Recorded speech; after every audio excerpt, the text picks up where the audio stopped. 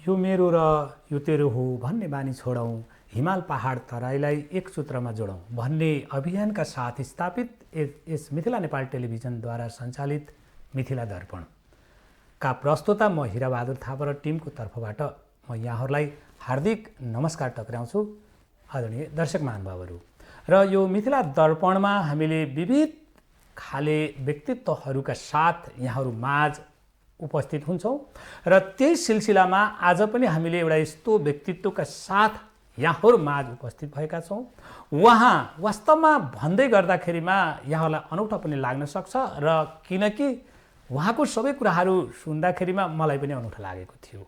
र एउटा ब्रिटिसको लाउरे जुन युवा ब्रिटिसमा जान्छ, लाउरे हुन्छ र पेन्सन पकाएर आउँछ र हामीले देख्ने गरेका छौँ त्यस्ता लाउरेहरूले एउटा कुकुरलाई डोर्याएर दुईवटा हातमा कुकुरको सिक्रीहरू लिएर बिहान चाहिने उहाँहरूको दिनचर्या काटेको हामी देख्छौँ सुकिलो मोडमा र सुकिलो ड्रेसमा देख्ने गर्छौँ र अलि फरक खालको उपस्थिति पनि हामीले महसुस गर्छौँ उहाँहरूको। तर त्यही भिडबाट एकजना यस्तो व्यक्तित्व पनि त्यही भिडमा हुनुहुन्छ जस रिटायर भइसकेपछि पनि नेपालको साहित्य क्षेत्रलाई मैले केही गर्नुपर्छ किनकि यो भूमिको म चाहिने जन्मदाता हो, यो भूमि मेरो लागि जन्मदाता हो, भूमिको लागि मैले केही गरिनँ भनेदेखि पक्कै पनि मेरो जन्मनुको सार्थकता माथि प्रश्न चिन्ह आउँछ भन्ने उहाँलाई लागेको होला पक्कै। र उहाँले त्यसरी ब्रिटिस सेनाबाट अवकाश प्राप्त गरिसकेपछि उहाँले एउटा साहित्यिक संस्था खोल्नुभयो जसको चाहिने पहिचान पुरस्कार कोषको नामले परिचित छ, त्यसको संस्थापक। र त्यो मात्रै होइन, धेरै किताबहरू उहाँले लेख्नु भएको छ र अलिकति युद्धसँग जोडिएका किताबहरू चाहिने साहित्य रचनाहरू उहाँसँग जोडिएका रहेछन् किनकि उहाँले युद्धहरू धेरै देख्नु भएको छ। युद्ध कलाहरूको बारेमा उहाँलाई थाहा छ। ब्रिटिसको एउटा सम्पन्नशाली देशको सेनाबाट अवकाश प्राप्त ब्रिटिसको लाउरे भएर पनि उहाँले चाहिने युद्धका कुराहरू, कथा व्यथाहरू लेख्न मन पराएको होला, त्यहाँभित्रका पीडाहरू उहाँले बुझ्नु भएको होला, त्यही कारणले उहाँको कलम त्यतैतिर चलेको होला। र उहाँ हुनुहुन्छ यो काङबाङ नरेश राई र काङबाङ नरेश राईको धेरै कुराहरू उहाँबाट यहाँहरूले सुन्नुहोला। अब मैले साहित्यकार काङबाङ नरेश राईज्यूलाई यस कार्यक्रममा हार्दिक स्वागत गर्दछु। स्वागत छ काङबाङजी यहाँलाई। धन्यवाद, सेवा नमस्कार। पक्कै पनि एउटा ब्रिटिसको लाउरे हामीले देख्ने गरेका छौँ। बिहान लगभग यो 7 बजेको हाराहारीतिर यसो कतै चौरतिर गइयो भनेदेखि सुकिला कुकुरहरू र त्यसमा पनि यताउता कुकुरहरू उफ्रिँदै गरेको, चेन दुईटा हातले समातेका चाहिने हामीले अनुहारहरू धेरै देख्छौँ र उहाँहरूको दिनचर्या त्यसरी नै गइराखेको छ। तर यहाँ पनि एउटा चाहिने त्यो ब्रिटिसकै लाउरे चाहिने एउटा अवकाश प्राप्त सेनाबाट अवकाश प्राप्त गरेको व्यक्तित्व हुनुहुँदो रहेछ। तर यहाँ त फेरि फरक ढङ्गले चाहिने प्रस्तुत हुनुभयो। एउटा साहित्यमा लाग्ने स्रष्टाहरूलाई सम्मान गर्नुपर्छ भनेर एउटा संस्था नै खोलेर त्यसको संस्थापक भएर सम्मानित गर्ने कार्यमा लाग्नु भएको रहेछ। के कुराले उहाँलाई त्यतातिर चाहिँ प्रेरित गर्यो? विशेष रूपमा मलाई चाहिँ कस्तो लाग्छ भने हामी एउटा परिवारमा जन्मन्छौँ, हुर्कन्छौँ, समाज त्यसको वरिपरि हुन्छ, समाजको बनावट कस्तो हुन्छ र आम मान्छे समाजसँगै बाँचेको हुने भएको कारणले मान्छेलाई समाजले नै निर्देश गर्छ। सायद त्यही भएको कारणले आम भुपु लाउरे अथवा लाउरेहरूभन्दा मलाई अलिक फरक देख्नुभयो होला। म पनि त्यही समाजको व्यक्ति हुँ, तर तपाईँले भने जस्तो अलिकति फरकै पनि छु कि भन्ने चाहिँ कोही बेला लाग्छ। स्वाभाविक हजुर। र अब यहाँले चाहिने यो युद्धसँग सम्बन्धित कथा व्यथाहरूका चाहिने पीडा भनौँ न, त्यो साहित्यमा उतारेर यहाँले चाहिँ पस्कनु भएको रहेछ। र त्यो विधातिर जान यहाँलाई के कुराले प्रेरित गर्यो अथवा चाहिँ यहाँ बाध्य हुनुभयो? विशेष गरेर विश्वमा युद्ध साहित्य धेरै पहिला क्रिमियनको वारपछिदेखि नै लेखिन थालियो। तर नेपालमा अथवा नेपाली साहित्यमा युद्ध साहित्यको उपस्थिति छिटफुट मात्रामा मात्रै रह्यो। नेपालले युद्ध पनि अब इस्ट इन्डिया कम्पनीसँग लडिसकेपछिका युद्धहरू पनि नेपालले बाह्य युद्ध लडेको पनि अवस्था होइन। तर युद्ध साहित्यलाई चाहिँ नेपाली साहित्यमा उपस्थित गराउनुपर्छ भन्ने चाहिँ कसरी पनि अभिप्रेरणा भयो भने आफै पनि स्वयं सेवानिवृत्त बेलायती सेना भएको कारणले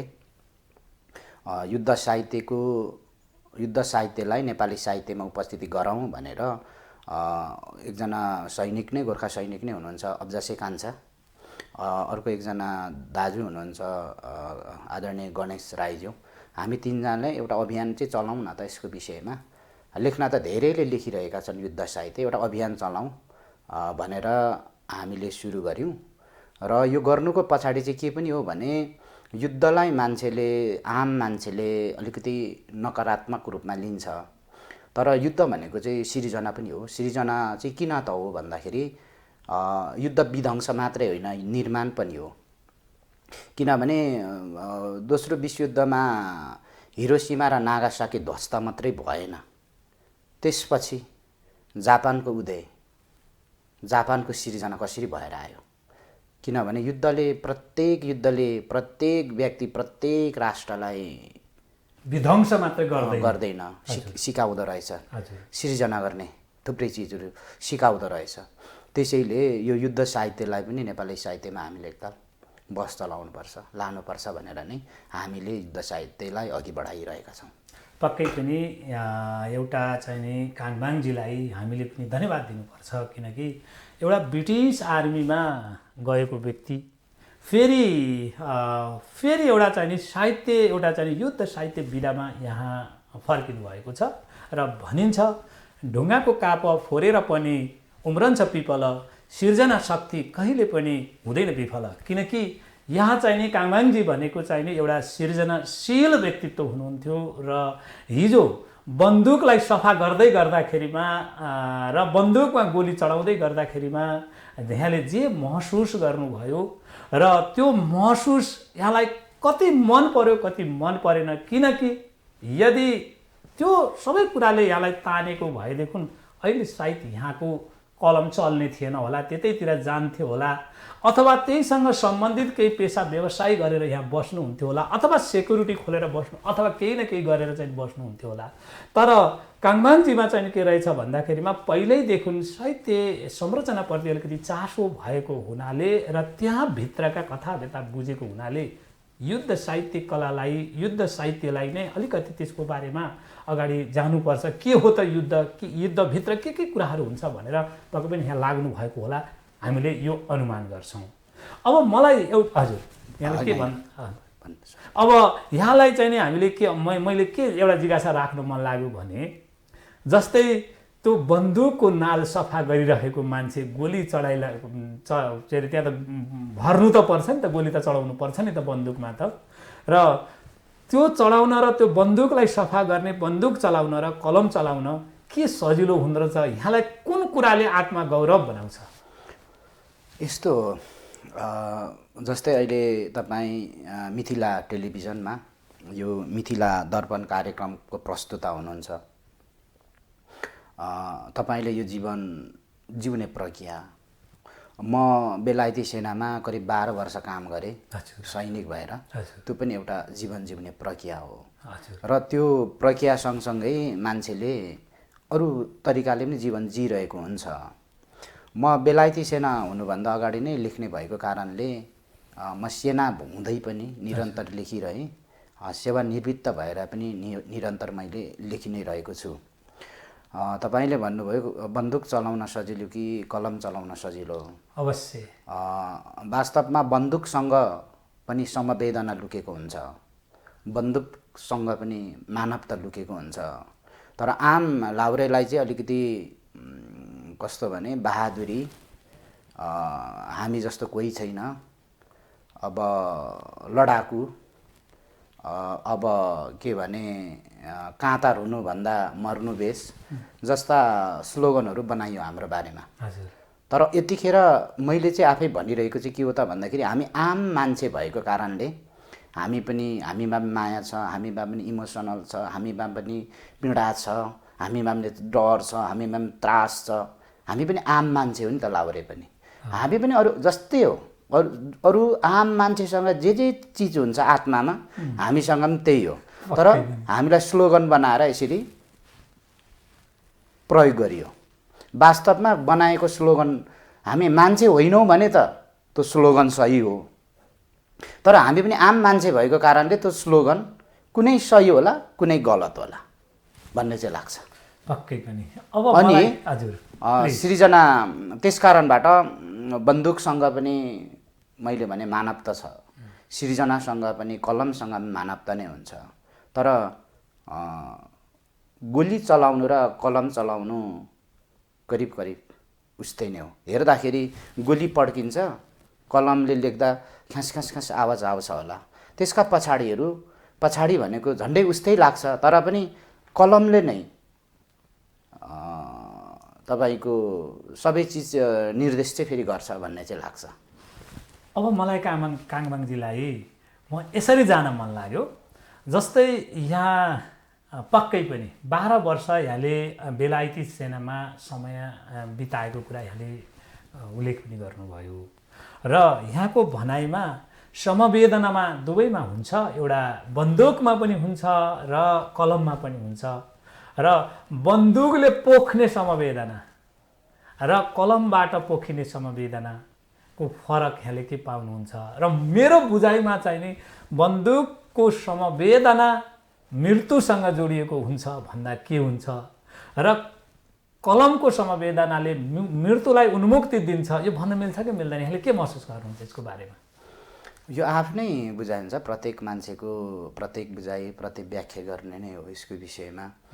अब बन्दुक भनेको वास्तवमा कि बन्दुक किन प्रयोग गरिन्छ त भन्ने विषय पहिलो विषय होला। हजुर।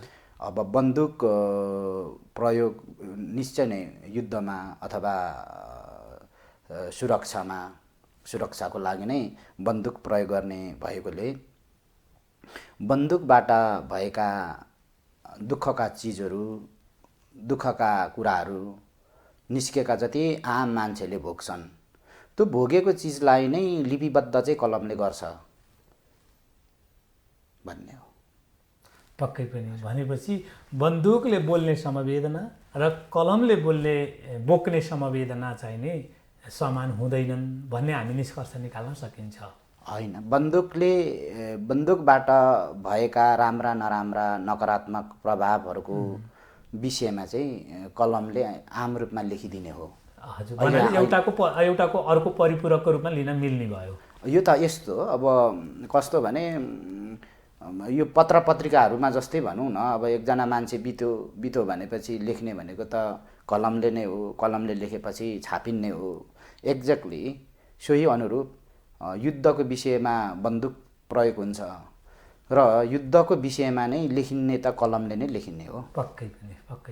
अब काङबाङजी पक्कै पनि यहाँको अब अहिले हामीले दुईटालाई दाँज्यौँ, किनभने यहाँले बन्दुक पनि चलाउनु भयो, तर त्योभन्दा पहिला चाहिँ नि यहाँको ले चलाएको कलम नै हो र बन्दुक छोडेपछि फेरि त्यसैले तान्यो यहाँलाई भन्नुको अर्थ यहाँ चाहिँ नि कलम चाहिँ नि प्रिय व्यक्तित्व हो भन्ने कुरा त यहाँका यी हरेक एक्टिभिटिजबाट प्रमाणित पनि हुन्छ।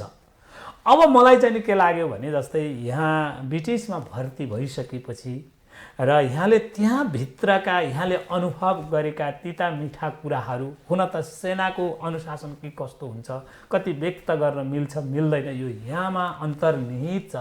त्यही पनि एउटा म भन्नाले चाहिँ नि पत्रकारको नाताले यहाँले त्यहाँभित्र 12 वर्षसम्म गरेका अनुभवहरू, कतिले सुख दिएका होलान्, कतिले दुःख दिएका होलान्, कतिलाई चाहिँ नि अलिकति उत्साहमा यहाँ प्रेरित हुनुभएको होला, कतिले पीडा दिएका होलान्, के कुराहरू महसुस गर्नुभयो यहाँले त्यो 12 वर्षसम्म, त्यो पनि छोटोमा बताइदिनुहोस् न। अघि पनि भने मैले यो जीवन जिउने एउटा प्रक्रिया हो। जीवन जिउने प्रक्रियामा मान्छेको लाइफमा उकाली ओह्राली अपसाइड डाउन हुन्छ नै। यो 12 वर्षको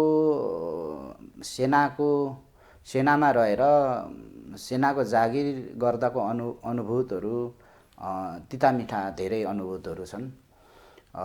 त्यसलाई अब समग्रमा एकमुष्ट भन्दाखेरि त्यो जीवन जिउने प्रक्रियाभित्र, जीवन जिउने शैलीभित्र एउटा सेनाको सङ्गठनमा काम गरेको हो। त्यो अब कस्तो भने एउटा सेनाको सङ्गठनका नियम कानुनहरू हुनुहुन्छ, त्यसलाई हामीले स्वीकार गरेर काम गर्नै पर्छ र गरिरहँदा पनि संसारमा अथवा समाजमा राम्रा नराम्रा पक्षहरू, राम्रा नराम्रा व्यक्तिहरू जहीँ पनि हुन्छ।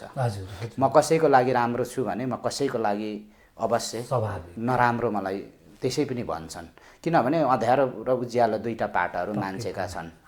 तर अब नराम्रो र राम्रोलाई कसरी अभिव्यक्ति गर्ने भन्ने विषय चाहिँ सकारात्मक तरिकाले नै नराम्रो चिजलाई पनि सकारात्मक तवरले प्रस्तुत गरियो भने त्यो नै भविष्यको एउटा आशा हो जस्तो लाग्छ।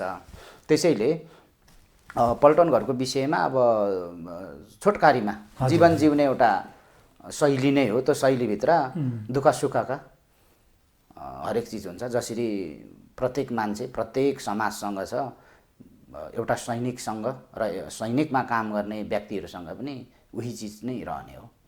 तपाईँले त्यही सिलसिलामा अझै मलाई अलिकति थोरै कन्सन्ट्रेसन त्यतातिर अलिकति बढाउन मन लाग्यो। त्यहाँ कार्यरत रहँदै गर्दाखेरिमा के कुरा गुमाएर के कुरा कमाएँ भनेर चाहिँ नि सुनाउनु पर्यो भनेदेखि गुमाएको कुरा र कमाएको कुरा यहाँ कसरी सुनाउन चाहनुहुन्छ? मेरो पल्टने जीवनलाई चाहिँ भन्दाखेरि मैले पाउनुभन्दा चाहिँ धेरै गुमाएँ। जरुर। किन त भन्दाखेरि म एउटा लक्का जवान भर्ती भएर गएँ। भर्ती भएर गएपछि म त्यो इन्जुर्ड भएँ। इन्जुर्ड भइसकेको कारणले नै म अलिक छिटो मेडिकल्ली रूपमा डिस्चार्ज भएँ। स्वास्थ्य भन्ने यस्तो चिज हो तपाईँको सबैभन्दा ठुलो सम्पत्ति मध्येको सबैभन्दा ठुलो सम्पत्ति नै स्वास्थ्य हो।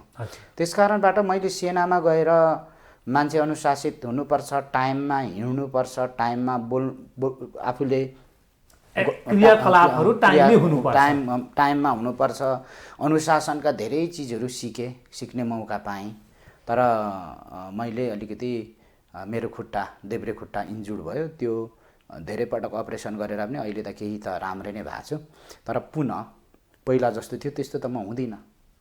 त्यो चिज चाहिँ मान्छेले स्वास्थ्य गुमाउनु नै सबैभन्दा ठुलो चिज हो र मैले पाउनुभन्दा त त्यसै नै निश्चय नै मैले धेरै चिज गुमाएँ। अलिकति म यहाँ भित्रै छिर्न मन लाग्यो। जस्तै यहाँले म इन्जर्ड भएँ भन्ने खालको कुरा यहाँले ल्याउनु भयो। जस्तै त्यो इन्जर्डका कजहरू के थिए र त्यसले चाहिँ नि इन्जर्ड हुनुपर्ने त्यो वातावरण कसरी सिर्जना भयो यहाँलाई? पहिलो कुरो चाहिँ कस्तो हुन्छ भने आर्मीमा 3 खालको युद्ध हुन्छ। हजुर। एउटा भनेको प्रिवार भनेको चाहिँ युद्ध अघि गरिने क्रियाकलाप, त्यो भनेको ट्रेनिङ एक्सर्साइज हो। त्यसपछि वार भनेको अब लडाइँमा रियल वार र पोस्ट वार भनेको युद्धपछि। म चाहिँ युद्धमा गइनँ। म युद्ध अघि प्रि वारमै ट्रेनिङ गर्दाखेरि म इन्जुर्ड भएको हुँ। भनेपछि यदि यहाँ इन्जर्ड नभएको भए हामी कल्पना गरौँ, यदि यहाँमा चाहिँ त्यो इन्जर्डी नआएको भएदेखि यहाँ चाहिँ नि फेरि युद्धमा जानुपर्ने हुन पनि सक्थ्यो होइन? त्यो त अनिवार्य त हो। किनभने सेनामा काम गरिसकेपछि आफ्नै कन्टेम्पोरेरी साथीहरू, आफ्नै नम्बरीहरू, आफ्नै सिनियरहरू युद्धमा गइरहँदा त आफू त जानै पर्यो नि। नजाने भन्ने त त्यो त उनी रहँदैन, जानै पर्यो नि। आफू जुन सङ्गठनमा छ त्यो सङ्गठनप्रति त आफू पनि तपाईँको सङ्गठनलाई कुनै न कुनै रूपले त्यहाँ चाहिँ आबद्धता मात्र होइन, प्रतिबद्धता नै त्यहाँ चाहिन्छ। अब त्यो यहाँको चाहिँ अझै मलाई यसमा अलिकति खोतलिन मन लाग्यो। जस्तै काङमाङजीलाई चाहिँ मैले कसरी अर्को जिज्ञासा राखेँ भने यदि यहाँ जुन इन्जर्ड हुनुभयो, त्यो इन्जर्ड कहाँको युद्धको लागि तयारी गर्दाखेरिमा यहाँमा चाहिँ त्यो खालको एउटा घटना घट्यो? म चाहिँ त्यो पारा कोर्स भनेको पहिला चाहिँ तपाईँको पारा कोर्स पहिला गर्नुपर्छ। पारा कोर्स भनेको चाहिँ पारा कोर्स गर्नुभन्दा अगाडि नै तपाईँको ग्राउन्डमा कुद्ने उफ्रने भारी बोक्नेहरू चाहिँ गरिसकेपछि मात्रै पछि तपाईँको प्यारासुटबाट जम्प गर्ने हो। म चाहिँ तपाईँको जम्प गर्नुभन्दा अगाडि नै कुद्दाखेरि मैले अब हिउँमा चिप्लेर खुट्टा भाँचियो। त्यसपछि अर्का समस्याहरू थपिँदै गइसकेपछि चाहिँ अलिक बेसी म अलिक समस्यामा पर्दै गएँ। वास्तवमा भएको चाहिँ त्यो नै हो। अनि तपाईँलाई चाहिने ल एकचोटि मैले अलिकति यहाँलाई चित्त नबुझ्न पनि सक्छ यो कुरा मैले यहाँसँग जिज्ञासा राख्दाखेरिमा एउटा नेपाली युवा त्यसमा पनि राई लिम्बू भनेको एउटा आदिवासी भनेर पनि हामीले लिने गर्छौँ। अनि एउटा चाहिने यो मुलुकको चाहिने आदिवासी युवा अथवा यसको चाहिने मुलुकलाई उत्थान गर्नुपर्ने युवा विदेशी भूमिमा गएर इन्ज्योर्ड हुँदै गर्दाखेरिमा तपाईँको आत्मालाई कस्तो लाग्यो र यहाँले के महसुस गर्नुभयो? पहिलो विषय चाहिँ भनेको चाहिँ के हो त भन्दाखेरि यसको पछाडि हामीले राज्य सत्तासँग जोडिएका चिजहरू पनि केही हामीले खुतल्नुपर्ने हुन्छ, बुझ्नुपर्ने हुन्छ। गोर्खा भर्ती कसरी सुरुवात भयो, किन सुरुवात भयो भने निकै लामो इतिहास छ। तर पनि यो एउटा संस्कारको कारणले विशेष गरेर आदिवासीका युवाहरू मात्रै गोर्खा भर्तीमा किन पठाइयो एउटा प्रश्न त रह्यो। दोस्रो चिज भनेको म जस्तो व्यक्ति बेलायती सेनामा पठाउँदाखेरि नेपाल राज्यले रोयल्टी पाउँदो रहेछ होइन र पाउँछ। रोयल्टी भनेको के हो? बेचिएकै हो। यी चिजहरूलाई पछिल्लो समय गोर्खा इतिहासलाई अध्ययन गर्दाखेरि चाहिँ मेरो आम लाहुरेहरूले के सोच्नुहुन्छ म त उहाँहरूको सोचाइ बुझाइ हो। तर मेरो बुझाइ चाहिँ के हो त भन्दाखेरि एउटा युवा त्यो पनि अर्को देशमा जानु र नेपाल राज्यले रोयल्टी पाउनु, एउटा होनहार युवा पाउनु भनेको मानव बेचबिखन जस्तै हो कि त? प्रश्न चाहिँ गर्न त सकियो नि, उठाउन त सकियो नि। यो प्रश्न चाहिँ नेपाल राज्यलाई पनि उठाउन सकियो, यो प्रश्न चाहिँ बेलायती सरकारलाई पनि उठाउन सकियो। रोयल्टी दिनु र लिनु भनेको चाहिँ एउटा बुक लेखकले लेखे बापत प्रकाशन गृहले छापिदिन्छ र प्रकाशन गृहले लेखकलाई रोयल्टी दिन्छ भनेपछि लेखकले आफ्नो बुक बेचेकै हो नि त? यो चाहिँ गम्भीर प्रश्न हो। यो गम्भीर प्रश्न हो र यो प्रश्नको विषयमा नेपाली सोसाइटीमा नेपाली समाजमा गम्भीर रूपमा छलफल पनि भएको छैन, राज्यमा पनि छलफल भएको छैन। यो छलफल हुन नितान्त जरुर छ। भनेपछि राज्य त्यस कारणबाट हजुर बोल्दा बोल्दै त्यस कारणबाट तपाईँले भन्नुभयो अब विदेशी ठाउँमा यसरी घाइते हुँदा अथवा युद्ध लड्दा के सम्झिनु भयो भन्दाखेरि त्यहाँदेखिको कुरा त्यहाँ उठान भएर पुग्छ। युद्धमा लड्दाखेरि त यस्ता कुराहरू सोच्ने, यस्ता चिजहरू गर्ने, आफू म कहाँबाट आए के हो भन्ने कुरो त सोच्ने कुरै भएन। प्रतिबद्धताको साथ नै सिपाहीले युद्ध लड्ने हो। युद्ध भनेको त शून्य समय जस्तो हुन्छ। युद्धमा त अरू सोच्ने कुरै हुँदैन, जीवन मरणकै कुरा हो। आफू बाँच्ने र दुश्मनलाई जित्ने हो। त्यस्ता युद्ध भूमिमा रियल वारमा त यस्तो कुरो सोच्ने विषय नै हुँदैन, ट्रेनिङमै हुँदैन। तर जब शून्य समय हुन्छ, शून्य समयमा केही सचेतक मान्छेहरूले, केही नागरिकहरूले यो विषय, केही लेखकहरूले चाहिँ सोचिरहेको होला अहिले पनि। मैले चाहिँ भने तर कतिले भनेका छैनन् होला, मैले चाहिँ भने यो तपाईँको मिथिला टेलिभिजनबाट आयो।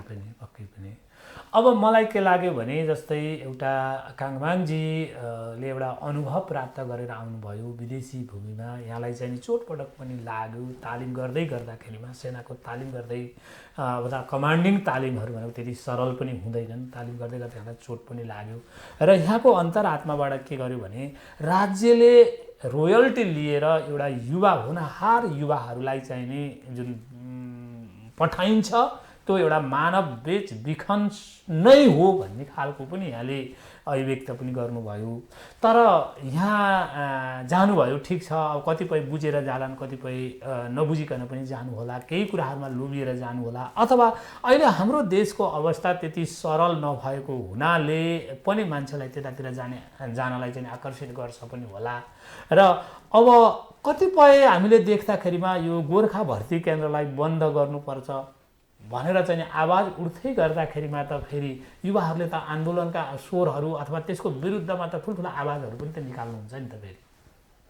अब यस्तो गोर्खा भर्ती पहिला जबरजस्त रूपमा गाउँ गाउँमा हजुर कटुवाल मुखिया पगरी लगाउँदै हजुर तपाईँको आदिवासीका युवाहरूलाई चाहिँ जबरजस्त भर्ती पठाइयो हजुर गल्लाहरू लगाएर पछिल्लो समयमा। त्यसपछि यो एउटा भनौँ न लाउरे भन्ने चिज जबरजस्तबाट सुरु भयो। जबरजस्तबाट सुरु भएर यो एउटा के भयो त भन्दाखेरि वैदेशिक रोजगार बन्दै गयो। वैदेशिक रोजगार बन्दै बन्दा यो एउटा संस्कारमा परिणत भयो। संस्कारमा परिणत हुँदाहुँदै अहिले त सबैभन्दा राम्रो ठाउँ, जीवनको बिमा पनि भएको ठाउँ, बेलायती सेना सिङ्गापुरी प्रहरीमा युवाहरू आकर्षित नहुने त कुरै भएन। देशको अघि तपाईँले भनेको देशको विभिन्न परिस्थिति, देशमा बेरोजगार हुनुपर्नेको कारणले पनि छँदैछ। तर यो गोर्खा भर्ती बन्दको विषयमा चाहिँ के हो त भन्दाखेरि करिब करिब अन्य देशहरूमा पनि 40-50 लाख युवाहरू बाहिर छन्, जहाँनिर उनीहरूको जीवनको बिमा कतिको छैन। प्रत्येक दिन 2017 को डाटा होला कि 19 को, प्रत्येक दिन 3वटा बाकस, लासको बाकस, कफिन त्रिभुवन अन्तर्राष्ट्रिय विमानस्थलमा आइरहेको भनेपछि मृत्यु भएपछि त डेथ भइसकेपछि त फेरि स्वदेशै ल्याउनै पर्ने रहेछ। बाहिर देश लाउरेहरूको होइन, हजुर हजुर, जहाँ उनीहरूको चाहिँ जीवनको बिमा छैन। 40-50 लाख युवाहरू त्यहाँ गएका छन्। सबैभन्दा पहिले तिनीहरूको लागि नेपाल राज्यले रोजगारीको लागि अवसरहरू सिर्जना गर्नु पर्यो। उनीहरूलाई फर्काउनु पर्यो। उनीहरूलाई फर्काइसकेपछि अन्तिम विकल्प चाहिँ गोर्खा भर्ती बन्द गर्दाखेरि पनि हुनसक्छ भन्ने मेरो राय हो। यसो भनिरहँदा फेरि आम मान्छेले त चाहिँ लाउरे भइस् अनि अरूले चाहिँ लाउरे भएर जान्छ भनेर त यो बाटो थुन्दिने भन्ने कुरा गरिरहेको छ। त्यसो होइन। राष्ट्रियता र राज्य, राष्ट्रियता भन्ने कुरो सबैभन्दा ठुलो विषय हो। राष्ट्रियताको विषयलाई हेरेर गर्दाखेरि चाहिँ जति पनि विदेशमा रहेका आम युवा पुस्ताहरू छन् तिनीहरूलाई नेपालले रोजगारीको अवसर दिलाउनु पर्यो। सबै हामी फर्किनु पर्यो आफ्नै देशको लागि। तर त्यो चाहिँ अवसर जुटाउने काम चाहिँ राज्यले हो। त्यसपछि चाहिँ गोर्खा भर्ती बन्द गर्दाखेरि त्यति धेरै असर पर्दैन पक्कै पनि। अब मैले यहाँले अगाडि उठाएको कुरालाई थोरै अलिकति नकारात्मक रूपले जान मन लाग्यो, त्यसलाई यहाँकै शब्दलाई दोहोऱ्याएर। जस्तै यहाँले के भन्नुभयो भन्दाखेरिमा त्यसमा पनि जनजातिहरूकै क्षेत्रमा गल्लाहरू पठाइयो भन्ने खालको जुन यहाँले अभिव्यक्त गर्नुभयो, के यो जनजाति र आदिवासीहरूलाई के अरे यो अल्पमतमा पार्नको लागि हो भन्ने आशा हो यहाँको? त्यसो त होइन। अब राज्यले त्यतिखेर आदिवासी जनजाति मार्जिनलाइज पिपुललाई कसरी बुझ्थ्यो, त्यो राज्यको त्यतिखेरको राज्यले कसरी बुझ्थ्यो, त्यो फरक विषय बन्यो। त्यो फरक विषय देखिन्छ। तर कस्तो चाहिँ भने धेरै चाहिँ भर्ती भएर चाहिँ आदिवासीका छोराहरू पल्टन घरमा नै गएका छन्। तर ती आदिवासीको छोराहरू भर्ती हुँदाखेरि चाहिँ हिन्दू लेखिएर मात्रै भर्ती हुन्थ्यो त्यो बेलामा। मैले पनि हिन्दू नै लेखेर भएको। अहिले चाहिँ नेपाल धर्मनिरपेक्ष राष्ट्र भएपछि मात्रै किराँतले किराँत लेख्छ, तपाईँको बुद्धिस्टले बुद्धिस्ट लेख्छ, हिन्दूले हिन्दू लेख्छ। हजुर हजुर हजुर। र केस पनि मुण्डन गरिन्थ्यो नि त पहिला। टुप्पी हाम्रा पहिलो विश्वयुद्ध दोस्रो विश्वयुद्धभन्दा अघिका हाम्रा पुर्खाहरूलाई केस पनि मुण्डन गरिन्थ्यो। भन्नाले ब्रिटिसमा भर्ना भएपछि केस मुण्डन गरिन्थ्यो कतिलाई। हजुर हजुर। त्यो भनेको एउटा धार्मिक रूपमा कहीँ न कहीँ त्यसलाई ट्विस्ट गर्न चाहिँ खोजेको भन्ने देखिन्छ। हजुर हजुर। अब अर्को विषय रह्यो, प्रत्येक गोर्खा रेजिमेन्टमा त्रिपक्षीय सन्धि 1947को नोभेम्बर 9 तारिकको सन्धि भन्ने लाग्छ। हजुर। त्यो सन्धिमा उल्लेख गरेकै छ त, प्रत्येक गोर्खा रेजिमेन्टमा एकजना पण्डित पठाइनेछ अथवा हुनेछ। हजुर हजुर। हेर्दामा चाहिँ अहिले हेर्दाखेरि चाहिँ 90% आदिवासीको छोराहरू बेलायती सेनामा छ। तर सबै यो जीवन संस्कारको काम गर्ने चाहिँ पण्डित हुनुहुन्छ यसलाई बुझ्दाखेरि। तर अहिले चाहिँ लामा पनि गएको छ, किन भन्दाखेरि धर्मनिरपेक्ष राज्य भएको कारणले।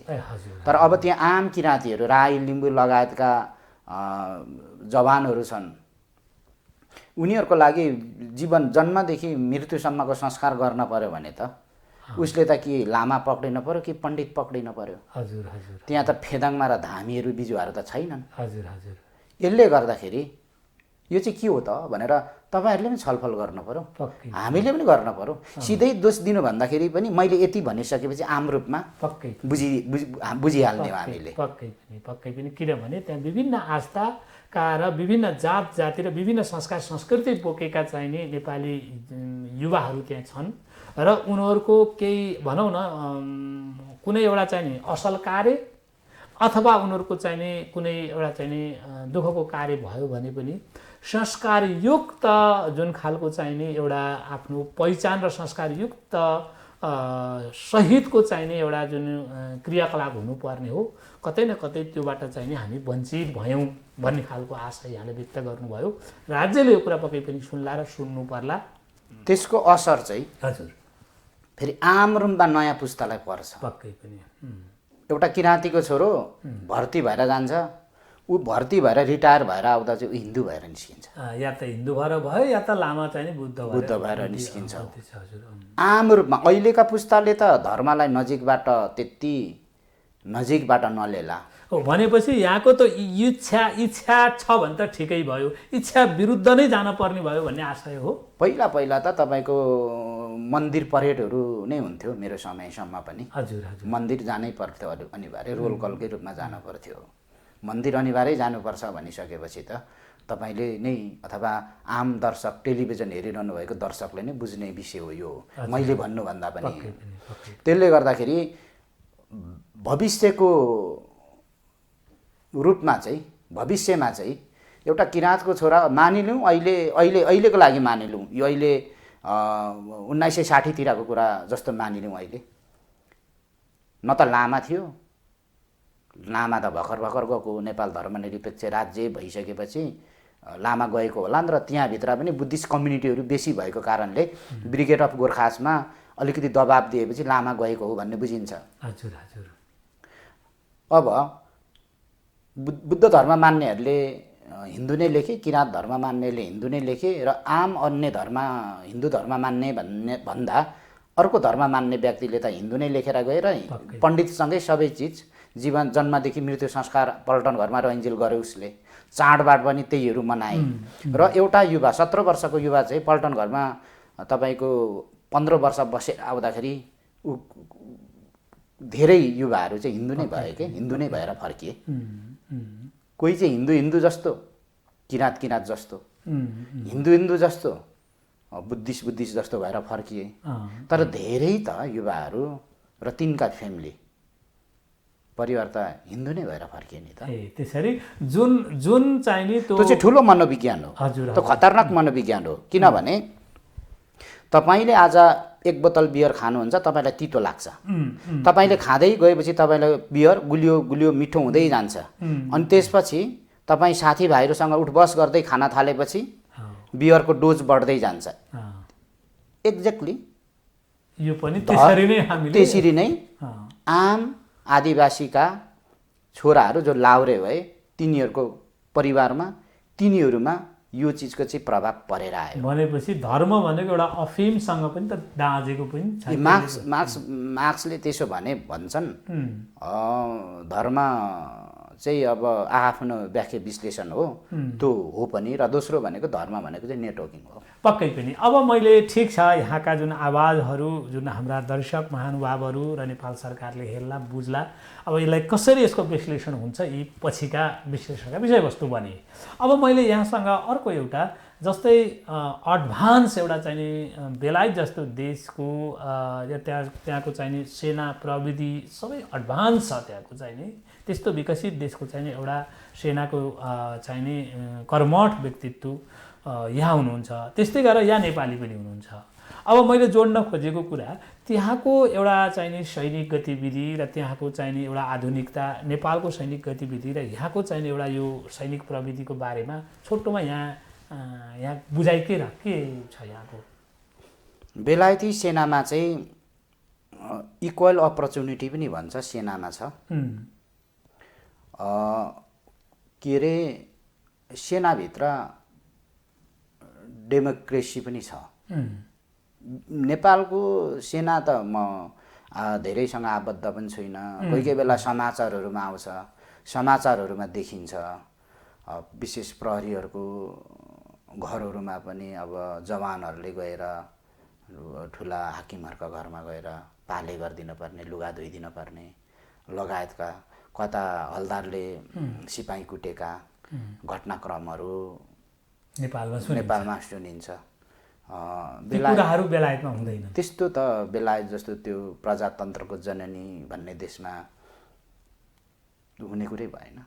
त्यस्तो छ, यो फरक भनेको यस्तो छ। जबकि कसैले कसैलाई चाहिँ नि एउटा चाहिँ नि काम लगाउने त्यहाँ त्यस्तो चलन छैन। हाकिमले कारिन्दाहरूलाई चाहिँ नि काम लगाउने पर्सनल सर्कमटेन्स अथवा व्यक्तिगत रूपमा काम लगाउनै पाइन्न नि। सिधै हेर्दाखेरि पनि एउटा सिपाही त देशको रक्षाको लागि अथवा एउटा राज्यको लागि उता सेनामा गएको हो नि, त्यही खालको कसम खाएको नि। कोही हाकिमको घरमा गएर चाहिँ सुसारेको लागि त होइन। कोही कोही बेला फरक होला, एउटा चिज यसरी झारिदिनु यसो गर्नु अब, अथवा सामाजिक रूपको सहयोग फरक हो। तर लगातार रूपमा एउटा सुसारेको रूपमा एउटा धाई आमा धाई बाबुको रूपमै रहनु भनेको त त्यो त सेनाको संरचनाले पनि दिँदैन। पक्कै पनि राज्यप्रतिको दोहन पनि भयो नि त। अब लगभग हामी यसभन्दा अलिक फरक पाटोबाट गए। जस्तै यहाँका चाहिँ नि यो साहित्यिक कलमहरू चल्दै गर्दाखेरिमा मैले दुईवटा विषयहरू यहाँसँग उठाउनु पर्नेछ अब। र नम्बर 1 मेरो पहिलो के भने, जस्तै यहाँले एउटा चाहिँ नि स्रष्टा सम्मान गर्ने एउटा संस्था पनि स्थापना गर्नुभएको छ यहाँको संयोजकत्वमा, अथवा यहाँ संस्थापक भएर भन्ने खालका कुराहरू पनि सुनिएको छ। र त्यो कस्तो संस्था हो र कस्ता स्रष्टाहरूलाई यहाँले चाहिँ नि सम्मान गर्नुहुन्छ, यसको बारेमा पनि अलिकति राख्नु। यो हजुरले उठाउन खोज्नु भएको पहिचान पुरस्कारको हो। हजुर। यसमा चाहिँ यो झन्डै सहकारी जस्तो अहिलेसम्म 94 जनाले, म स्वयं आफैसम्म 94 जनाले पहिचान पुरस्कार कोषको लागि, कोष निर्माणको लागि अक्षय कोष अथवा आर्थिक सहयोग गर्नुभएको छ। त्यो आर्थिक सहयोगबाट नै हामीले प्रत्येक वर्ष पुस्तकलाई, प्रत्येक निरन्तर 4 वर्ष पुस्तकलाई हामी पुरस्कृत गर्छौँ। र प्रत्येक 5 वर्ष लागेपछि चाहिँ हामी व्यक्तिलाई सम्मान गर्छौँ। अनि सुनिन्छ यो वर्ष चाहिँ नि व्यक्ति सम्मान गर्ने चाहिँ नि समय हो रे, त्यो कुरा सुनिएको छ। त्यो छनौट कसरी र को सम्मानित हुँदैछ यहाँहरूद्वारा?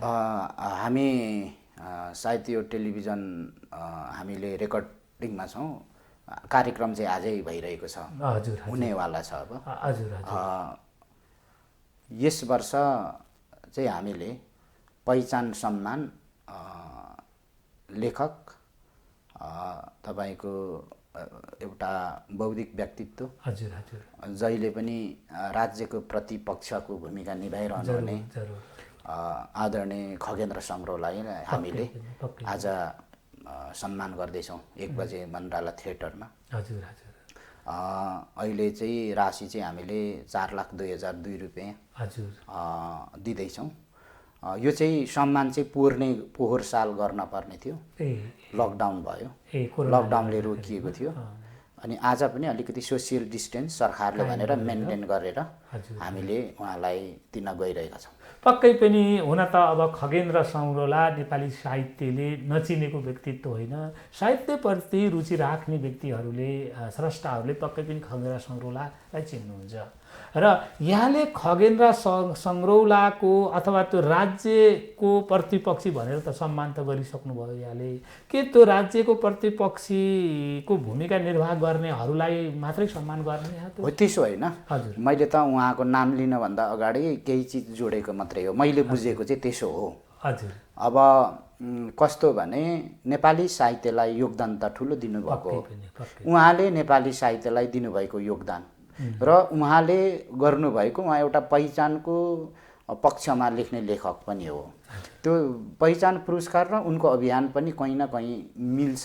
जरुर, किनभने केमिस्ट्री मिल्छ। त्यो भएर पनि उहाँले नेपाली साहित्यलाई दिनुभएको सम्मान योगदान र तपाईँको दूर दराजमा रहेका जात जाति समाज, जो राज्यले नचिनेका समाजहरू पनि छन् त, जातिहरू पनि छन्, उनीहरूको विषयमा पनि लेखिरहनु भयो। निरन्तर उनीहरूको विषयमा बोलिरहनु भयो। हिजो अस्ति भर्खरै मात्रै नागरिक आन्दोलनमा पनि उहाँ उपस्थित हुनुभयो नि। जतिखेर प्रतिगमन भयो, जतिखेर सम्माननीय प्रधानमन्त्रीज्यूले प्रतिगमन गर्नुभयो, संविधानलाई नै भनौँ न मार्नुभयो, त्यो बेला पनि राज्यसँग त उहाँहरू त आन्दोलनमा आउनुभयो नि त, गलत भयो भनेर। यस्ता महत्त्वपूर्ण योगदान दिने व्यक्ति नै हो भनेर पहिचान पुरस्कार कोषले, बोर्डले निर्णय गरेर नै उहाँलाई दिने निर्णय नै गरेर पोहोर साल दिनपर्ने सम्मान आज हामी दिन गइरहेका छौँ। पक्कै पनि यहाँहरूले एउटा उपयुक्त र साह्रै नेपाली साहित्यको अत्यन्त एउटा चाहिने भनौँ न गलत बाटोको प्रहार गर्न सक्षम र खगेन्द्र सौरोला सबैले यसरी चिन्ने गर्नुहुन्छ। संस्कृति अथवा कुसंस्कृतिप्रति उहाँले तीखो प्रहार पनि गर्नुहुन्छ। कुसंस्कृतिप्रति र कुस्वभावप्रति पनि उहाँले तीखो प्रहार पनि गर्नुहुन्छ। उहाँलाई नै यहाँहरूले सम्मान गर्नुभएछ, यहाँहरूलाई धन्यवाद पनि। अब फेरि स्वयंमा पनि यहाँ एउटा लेखक पनि हुनुहुन्छ। यहाँले धेरै किताबहरू लेख्नु भएको छ र लगभग 10-12वटा कृतिहरू यहाँका चाहिने कविता, उपन्यास अथवा चाहिने विविध खालका चाहिने साहित्यहरू जोडिएका किताबहरू यहाँका प्रकाशन भएको छ। तर प्राय जसो किताबहरूमा यहाँको चाहिने अलिकति यो युद्धसँग सम्बन्धित कुराहरूलाई नै उतार्नु भएको छ। किन त्यो कुराले यहाँलाई प्रेरित गर्यो? युद्ध अघि पनि भन्नाले सेनामा भर्ती भएको कारणले हो? विशेषता त त्यही नै हो। हजुर, किनभने म यदि बेलायती सेनामा भर्ती नभएको भएदेखि युद्ध साहित्य विश्वमा लेखिँदो रहेछ भनेर नै थाहा पाउनु पनि मैले केही एकाडेमिक रूपमा पढिसकेपछि मात्रै यहाँ थाहा पाउँथे होला। पक्कै। तर जब आफै स्वयं सैनिक भएपछि अध्ययन गर्दै जाँदा युद्ध साहित्य विश्वमा लेखिँदो रहेछ, क्रिमियनको वारपछि विश्वमा युद्ध साहित्य लेख्न थालिएको रहेछ भन्ने बुझेपछि चाहिँ नेपाली साहित्यमा पनि छिटफुट त्यो चाहिँ तपाईँको युद्ध साहित्य हो भनेर त लेखेन, तर छिटफुट लेखेर आएको थियो र नेपाली साहित्यमा पनि युद्ध साहित्य चाहिँ उपस्थित गराउनुपर्छ भनेर नै हामी अभियानमा पनि लाग्यौँ र कृतिहरू पनि युद्धकै विषयमा त्यसकै सेरोफेरोमा लेखेको चाहिँ वास्तवमा आफू सैनिक भएको कारणले नै हो। पक्कै पनि। अब यहाँको कृति विश्लेषण र यहाँका चाहिने जे जति कृति यहाँले चाहिने सृजना गर्नुभएको छ, यहाँले रचना गर्नुभएको छ, त्यो कृति विश्लेषण हामी अर्को सेटिङमा अलिक सघन छलफल पनि हामी गरौँला काङबाङजी। र अब अहिले हामीले लगभग एउटा समयको पाउबन्दीभित्र हामी परिसकेका छौँ। अब यहाँलाई मेरो दुईवटा जिज्ञासा राख्न मन लागेको छ। एउटा, यहाँ मिथिला नेपाल टेलिभिजनको मिथिला दर्पणमा आउँदै गर्दाखेरिमा यहाँले महसुस गरेका कुराहरू यस मिथिलाबाट आम दर्शकलाई राखिदिनको लागि मैले अनुरोध गरेँ।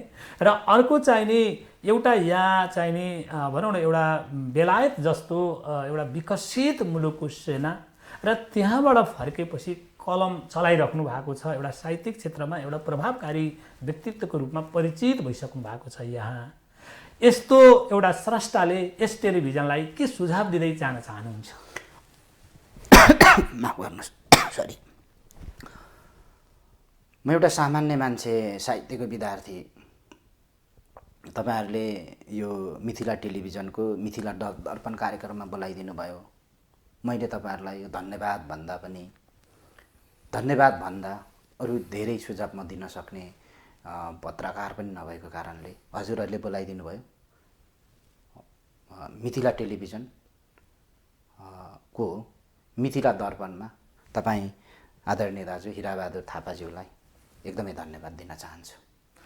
पक्कै पनि यहाँलाई पनि धेरै धेरै धन्यवाद, किनकि त्यस्तो ठाउँमा त्यत्रो समय व्यतीत गरेर त्यहाँका अनुभवहरू पनि बोकेको हासिल गरेको व्यक्तित्व र फेरि नेपाल फर्केपछि अगाडि पनि मैले भने अर्कै परिवेशमा ब्रिटिसका लाहुरेहरू हिँड्ने गर्नुहुन्छ, तर यहाँ चाहिँ नि फेरि नेपाली साहित्यमा त्यसमा पनि युद्ध साहित्यको एउटा विधा पहिचान गरेर यहाँ त्यसलाई चाहिँ नि छुट्टै खालले समाजमा उतार्न बाहिर ल्याउन कोसिस गर्नुभएको छ।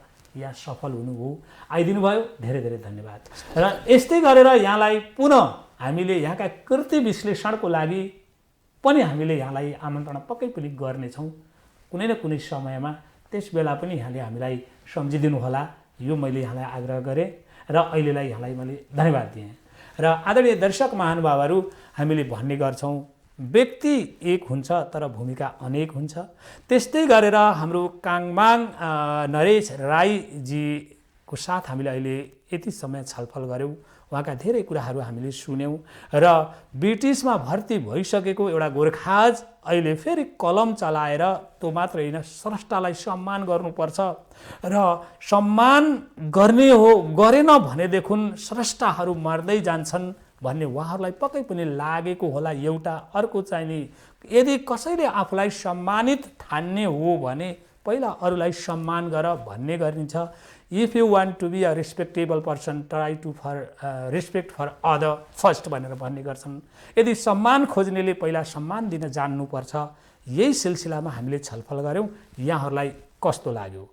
अब काङवाङजीले भनेका भनाइहरू विविध हिसाबले गोर्खा भर्तीदेखि लिएर बेलायतका उहाँका अनुभव र युद्ध कला सिक्दै गर्दाखेरिमा पीडा भोगेका कुराहरू पनि उहाँले प्रस्तुत गर्नुभएको छ। यहाँहरूलाई कस्तो लाग्यो र उहाँको भनाइलाई केही रूपमा थपघट अथवा परिमार्जन गर्नुपर्ने छ भने यहाँहरूको सुझावको हामी अपेक्षा राख्छौँ र यो कार्यक्रमलाई हामीले युट्युबमा पनि पठाउने गर्छौँ। हाम्रो युट्युब ठेगाना हो एमटिभी नेपाल 4K र यहाँहरू युट्युबमा गएर एमटिभी नेपाल 4K सर्च गर्नुभयो भनेदेखि पक्कै पनि मिथिला नेपाल टेलिभिजनको युट्युब ठेगाना आउनेछ र त्यसमा प्रतिक्रिया जनाउँदै सब्स्क्राइब गरिदिनको लागि म हार्दिक अनुरोधका साथ यस्तै कार्यक्रममा पुनः भेट हुने बाचाका साथ अहिलेलाई म यो कार्यक्रमबाट बिदा हुनुभन्दा अगाडि हेर्दै गर्नुहोस् मिथिला नेपाल टेलिभिजन सबैका लागि सधैँका लागि पुनः भेट हुने बाचा गर्दै अहिलेलाई बिदा हुन्छु। हस्त नमस्ते।